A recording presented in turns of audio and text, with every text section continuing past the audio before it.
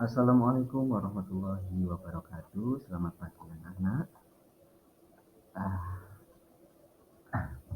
Jumpa lagi dengan Pak Iqbal. Pada pagi hari ini kita akan mempelajari langsung berkaitan dengan bab 2, yakni pembelajaran tentang penjajahan serta upaya Indonesia dalam mempertahankan kedaulatan bangsa. Anak-anak, seperti yang kalian ketahui bahwasanya penjajahan di atas dunia pada kali ini sudah tidak berlaku lagi. Namun pada zaman dahulu hal ini terjadi anak-anak. Karena mengapa? Karena pada waktu dulu masih belum ada peraturan-peraturan yang berkaitan dengan pemberlakuan tentang hak asasi manusia. Namun pada kali ini kita akan membahas apa saja faktor-faktor yang menjadikan eh, terjadinya penjajahan di dunia ini. Adapun faktor-faktor yang menjadikan terjadinya sebuah penjajahan otomatis adanya peperangan. Nah, peperangan itu sendiri terjadi sejak zaman dahulu kala. Namun setelah tahun 1945, maka seluruh peperangan eh, pada tahun Perang Dunia, jadi Perang Dunia itu terjadi sampai untuk sekarang ini adalah tiga, ya. Jadi kalau seandainya terjadi perang lagi di dunia ini akan terjadi Perang Dunia ketiga. Jadi Perang Dunia itu ada Perang Dunia Pertama dan juga Perang Dunia Kedua. Oleh karenanya, namun sebelum itu uh, kita akan membahas apa itu penjajahan. Jadi begini, penjajahan sendiri sebenarnya adalah sistem, ya. Sistem artinya di sini ada pengaturan di mana ketika suatu negara menyerang bangsa lain dan bangsa yang kalah, ini otomatis seluruh sumber daya manusia serta sumber daya alamnya menjadi milik bagi negara yang memenangkan sebuah peperangan tersebut. Oleh karenanya, terjadilah yang namanya penjajahan. Nah, penjajahan ini berawal sebenarnya sudah lebih lama, karena apa? Pada zaman dahulu untuk mendirikan sebuah kerajaan yang besar itu otomatis harus menjajah pada wilayah atau kekuasaan lain. Itu zaman dahulu. Hal ini karena terjadi yang namanya proses kerajaan-kerajaan. Hal ini mengakibatkan itu tadi terjadinya yang namanya penjajahan. Nah, penjajahan sendiri di dunia keseluruhan itu sebenarnya berawal dari mana? Mungkin kalian akan bertanya-tanya. Nah, penjajahan sendiri sebenarnya berawal dari peperangan yang terjadi antara pihak kerajaan Turki Utsmani yang pada waktu itu dipimpin oleh Al-Fatih, kemudian kita bisa menyebutnya Mehmed II.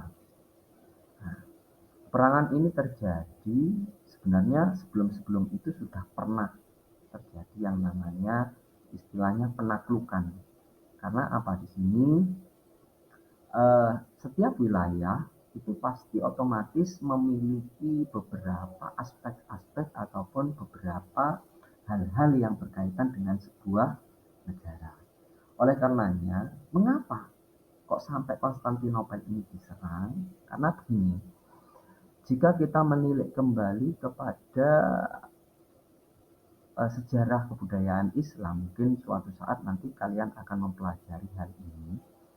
Jadi di dalam Islam itu sendiri ada yang namanya upaya penaklukan, dalam artian di sini bukan berperang kemudian menghancurkan wilayah tersebut, tidak, tetapi satu, untuk menyebarkan agama Islam.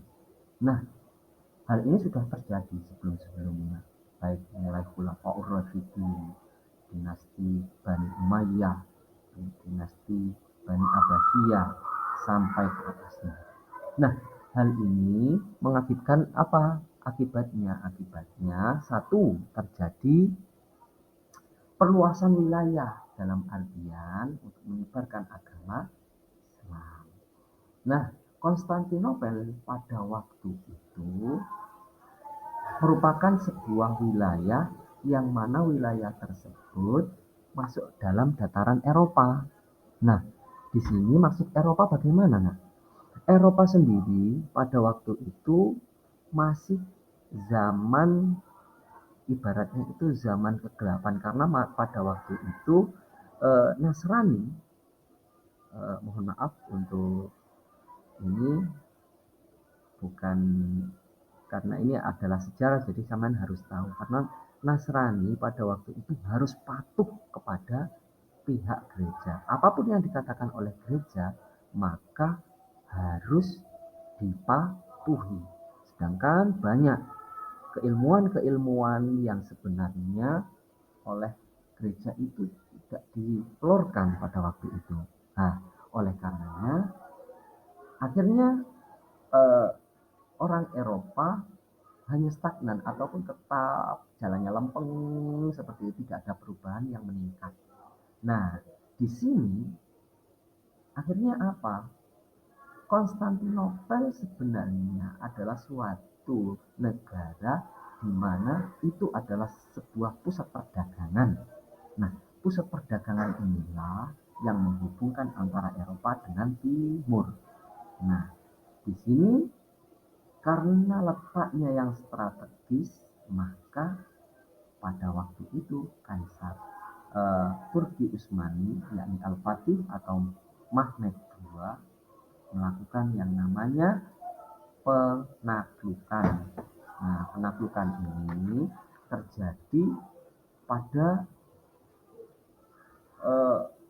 sampai 53 hari.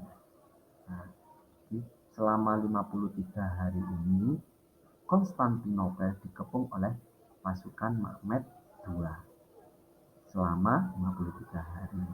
Nah, dan akhirnya jatuh ke tangan Kaisar Turki Utsmani pada waktu itu pada tanggal 29 Mei 1453 Masehi. Ini yang menyebabkan pertama jatuhnya Konstantinopel alias tempat dagang yang sangat vital bagi Eropa. Oleh karenanya, setelah kejatuhan Konstantinopel ini, kota Konstantinopel yang ada di Eropa ini, mengakibatkan apa? Seluruh hal yang berkaitan dengan monopoli perdagangan di Eropa itu berada di bawah kendali dari Kaisar Turki Utsmani, yang mana notabene-nya menggunakan istilahnya itu model perdagangan Islam. Nah, tuh. Kemudian yang kedua, termasuk diantaranya adanya perkembangan teknologi.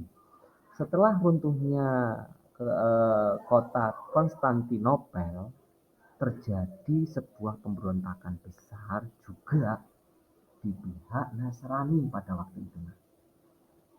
Munculnya abad Renaissance, di mana para ilmuwan-ilmuwan dari negara Nasrani ataupun dari kaum Nasrani pada waktu itu ingin terjadi perubahan yang luar biasa di daerah Eropa itu sendiri. Sehingga apa? abad Renaissance ini ternyata berdampak besar. Karena apa? Di situ akhirnya para ilmuwan berlomba-lomba untuk mempelajari keilmuan Islam yang pada waktu itu sudah mulai beredar. Nah, oleh karenanya, jadi dengan adanya perkembangan hal tersebut, maka mulai ditemukanlah yang namanya teori bahwasannya bumi itu bulat, kemudian ada yang namanya kompas. Kok bisa ya jarum selalu menunjukkan ke utara? Kalau dalam IPA itu kan kalian sudah belajar ya nak ya. Nah, seperti itu. Oleh karenanya bagi masyarakat Eropa sendiri maka sering yang namanya mulai melakukan ekspansi ataupun melakukan yang namanya perjalanan keilmuan. Yang pertama, kepingin membuktikan bahwasannya bumi itu bulat. Nah, akhirnya itu tadi terjadi yang namanya pelayaran. Pelayaran ini mengakibatkan menemukan beberapa kayak hal-hal yang luar biasa yang belum pernah ditemui. Nah, ya seperti itu. Kemudian ditemukannya astrolab. Astrolab ini adalah untuk mengukur ketinggian matahari. Jadi pertama diantaranya kompas, kemudian teori bahwasannya bumi itu bulat. Nah, hal ini ada kaitannya dengan Renaissance tadi. Nah, setelah itu karena sudah mulai yang namanya terjadi perubahan di tubuh kaum Nasrani pada waktu itu, maka dilanjutkan lagi semangat reconquista. Maksudnya apa? Semangat bagi mereka untuk merebut kembali wilayah yang telah di istilahnya itu dikuasai oleh kaum muslimin. Nah, sudah terjadi yang namanya perang salib. Kemudian ada lagi mencari dan menemukan daerah penghasil rempah-rempah. Di antaranya ini negara Indonesia. Dari mana mereka kok tahu negara Indonesia ini penghasil rempah-rempah? Karena pada waktu itu ada para penjelajah yang berasal dari Portugis menemukan Malaka. Malaka itu kalau sekarang ini berada di daerah Malaysia, Singapura. Nah, di situ mereka mengetahui ada daerah penghasil rempah-rempah, yakni apa? Nusantara pada waktu itu. Ya, pada waktu itu masih dalam bentuk kerajaan. Ada yang namanya kerajaan Tidore dan lain sebagainya, ada kerajaan Majapahit dan sebagainya. Wilayahnya diantaranya Jawa, Kalimantan, Sulawesi itu penghasil rempah-rempah terbesar pada waktu itu. Maka mereka menginginkan hal tersebut karena apa? Di daerah Eropa sendiri tidak ada yang namanya rempah-rempah yang dibutuhkan. Empon-empon, nah, itu termasuk. Nah, yang keempat yakni semangat 3G. 3G ini adalah semangat yang ditanamkan hasil dari Renaissance dan juga Reconquista. Maksudnya apa di sini? Mereka mempunyai 3 misi utama. Yang pertama adalah goal, kekayaan. Loh, kok bisa goal? Memangnya di suatu tempat tersebut ada yang namanya emas? Tidak. Tetapi satu, kekayaan di sini bisa berupa sumber daya alam yang luar biasa. Kemudian yang kedua adalah gospel untuk menyebarkan agama Nasrani. Pada waktu itu memang Nasrani masih belum begitu banyak dikenal di daerah timur. Karena apa? Banyak penyebaran agama yang ada pada waktu itu hanya sebatas di daerah Eropa itu sendiri. Nah, dengan adanya penjelajahan ini maka mereka menularkan kepercayaan Nasrani. Dengan harapan apa? Satu, untuk menambah pengikut bagi kaum Nasrani. Kemudian yang ketiga yakni glory, kejayaan. Karena apa? Dengan bertambahnya sumber daya makanan, sumber daya alam, serta juga ditambahkan lagi dengan kekuatan personil, maka akan menambah juga yang namanya kejayaan suatu negara. Oleh karenanya mereka akan melakukan hal tersebut, mulai dari Eropa datang ke Indonesia, ke daerah-daerah timur, bahkan ada penjelajah-penjelajah laut terkenal pada waktu itu, Christopher Columbus. Mereka menjelajah pertama melewati dari satu pulau ke pulau yang lain sampai kembali ke daerah Eropa.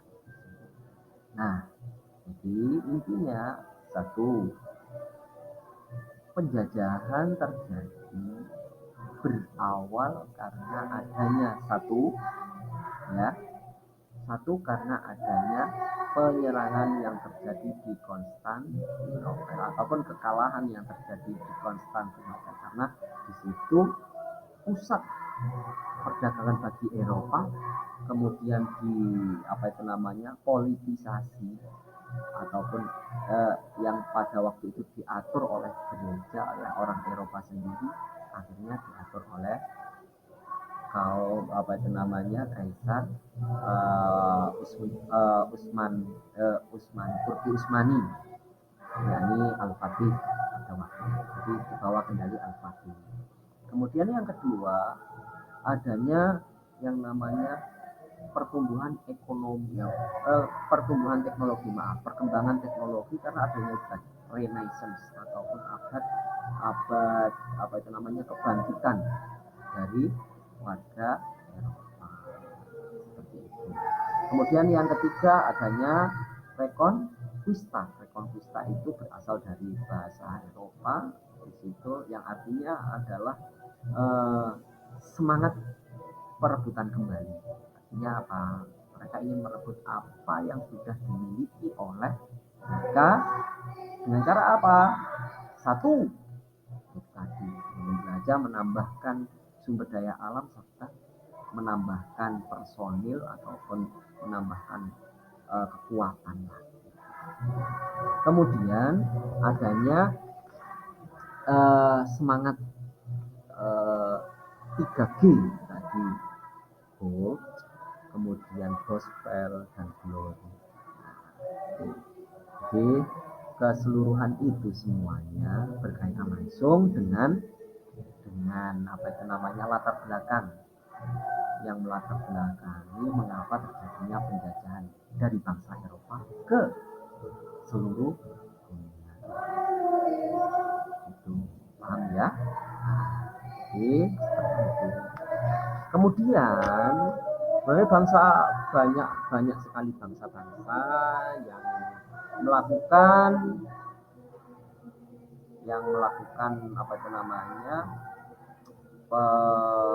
penjajahan, diantaranya Portugis, bangsa Spanyol, Belanda, dan Inggris. Mungkin dari Haikal sekian dulu. Untuk materi selanjutnya yakni tentang bagaimana upaya bangsa Indonesia dalam mencegah ataupun bisa jadi cara Indonesia dalam mengcounter itu dalam artinya dalam mencegah penjajahan seperti itu.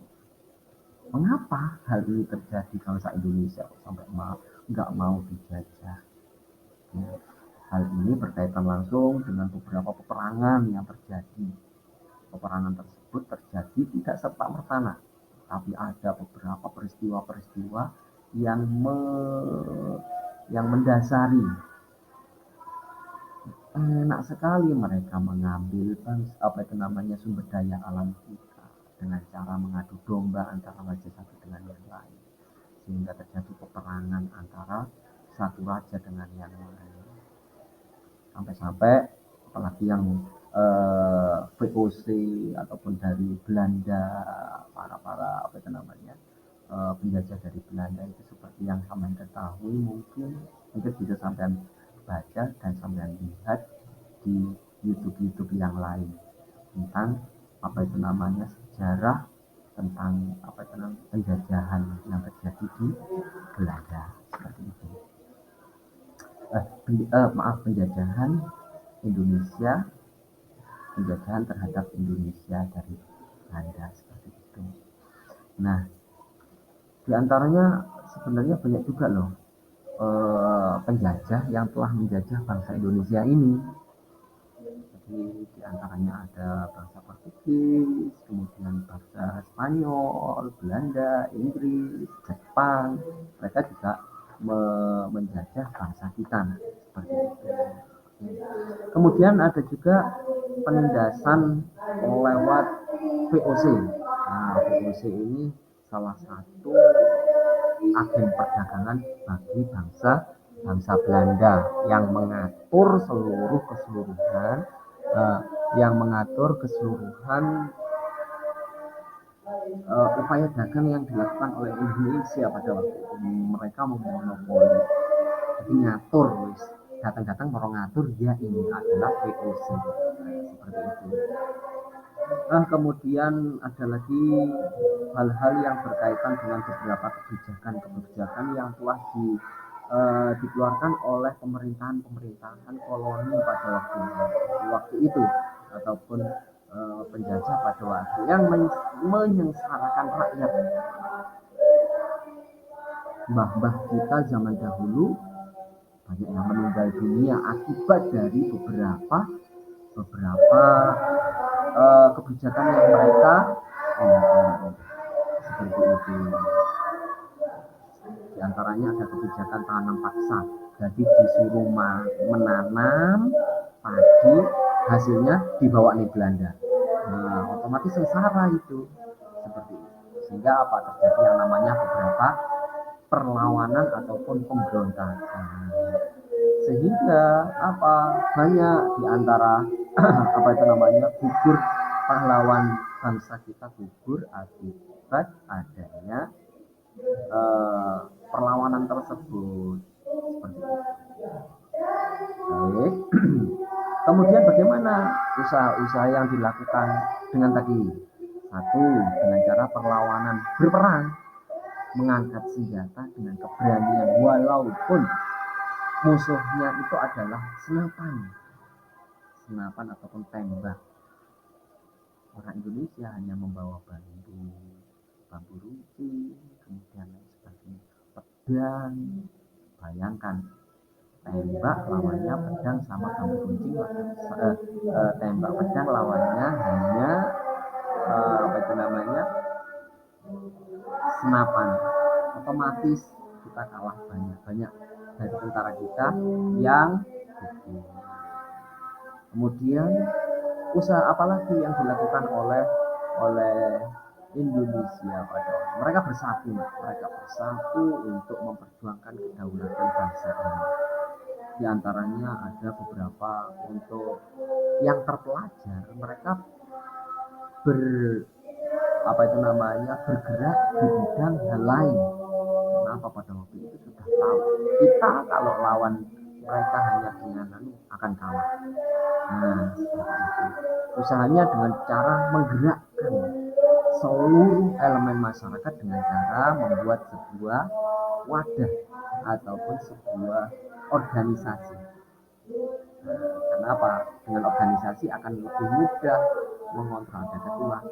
Sampai bagian ke kamu bagian ke Sumatera, kamu bagian ke Jawa, kamu bagian itu digabungkan menjadi satu. Pergerakan tersebut bertujuan satu, hanya satu, yakni untuk membebaskan diri dari penjajahan. Itu ya. Kemudian terjadi yang namanya peristiwa pemberontakan, terjadi yang namanya beberapa pemberontakan, ada apa itu namanya, ada peristiwa 10 November yang kita kenal dengan Hari Pahlawan, kemudian ada lagi perebutan yang terjadi di Semarang, itu juga termasuk salah satu upaya mereka tidak takut mati. Nah, mereka tidak takut mati hanya untuk kita, anak cucunya. Maka kita harus bersyukur, sangat-sangat bersyukur dengan hal